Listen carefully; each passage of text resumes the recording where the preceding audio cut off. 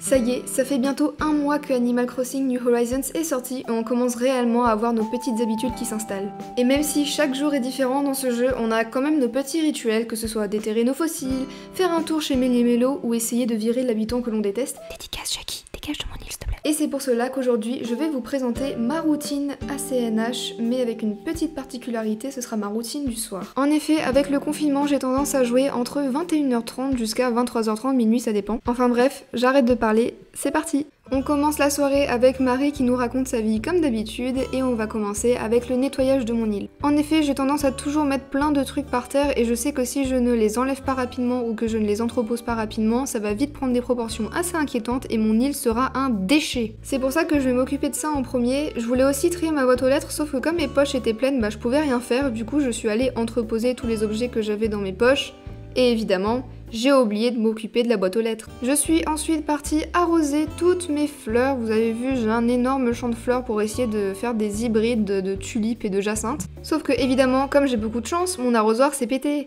Super! Je me suis donc occupée des fleurs qui avaient poussé entre temps pour pouvoir les replacer ailleurs. Ensuite, à chaque fois que je joue, je vais sur ma plage et je fais un petit tour pour trouver la bouteille à la mer du jour. Sauf que, en faisant le tour des plages, j'ai remarqué qu'il était déjà 21h58. Ce qui voulait dire que la boutique Nook allait fermer dans même pas 2 minutes. Du coup, j'ai carrément abandonné mes recherches et j'ai couru vers Mélie et Mélo, vraiment comme si ma vie en dépendait quoi. Parce que s'il y a bien un truc que j'adore faire tous les soirs, c'est assister à la fermeture de la boutique Nook à 22h. Sachez que 10 minutes avant la fermeture, il y aura une nouvelle musique qui va s'installer dans la boutique, une musique absolument magnifique que j'adore. Et à 22h pile, Mélie et Mélo vont vous dire qu'il sera temps de partir de la boutique parce qu'ils vont aller faire dodo. Et je trouve ça beaucoup trop mignon, du coup maintenant j'y assiste à chaque fois.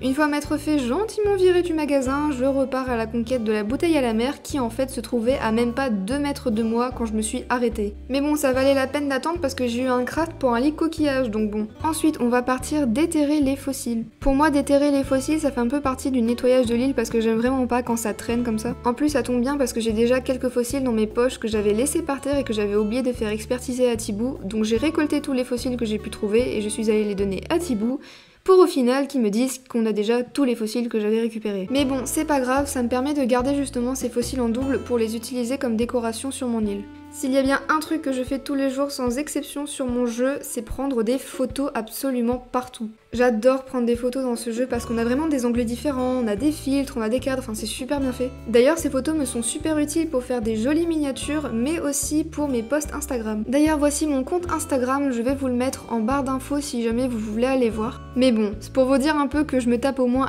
4 séances photos minimum par jour. Après le petit shooting photo, on va aller se rendre au bureau des résidents pour aller vérifier le Nook Stop. Étant une acheteuse compulsive dans la vraie vie mais également dans le jeu, je suis obligée de dépenser au minimum 10 à 20 000 clochettes par jour. Non, plus sérieusement, j'aime bien vérifier le Nook Stop parce que tous les jours, il y a 2 crafts de clôture qui apparaissent et là, aujourd'hui, il y avait 2 crafts que je ne possédais pas, donc c'était vraiment super. Et je vais évidemment regarder le Nook Shopping pour voir s'il n'y a pas une chanson de Kéké que je n'ai pas. Bon là, aujourd'hui, j'avais déjà la chanson, donc ça servait à rien de l'acheter, mais j'ai acheté ce petit bandana jaune. Je sais pas ce que je vais en faire, mais il avait l'air pas mal. Une fois que toutes ces choses auront été faites, je vais aller rendre visite à mes habitants. Et là, comme par hasard pour la vidéo, Capri était chez lui. Je me suis dit, on va aller évidemment lui rendre visite parce que c'est le meilleur habitant au monde. Et pour vous prouver que c'est le meilleur habitant, mesdames et messieurs, il m'a offert devant vos yeux ébahis un craft pour un ventilateur anémone. Franchement. Qui fait mieux? Non, en vrai, vous inquiétez pas, je vais toujours voir tous mes habitants quasiment, sauf s'ils sont pas là, parce qu'en fait, mes habitants, c'est un peu comme mes enfants, quoi. Une fois que tout ça c'est fait, j'aime bien essayer de faire quelques travaux dans ma ville pour essayer d'avancer un petit peu progressivement. Mais bon, là, j'ai vraiment fait quelque chose qui ne servait à rien, c'est-à-dire faire le ventilateur anémone.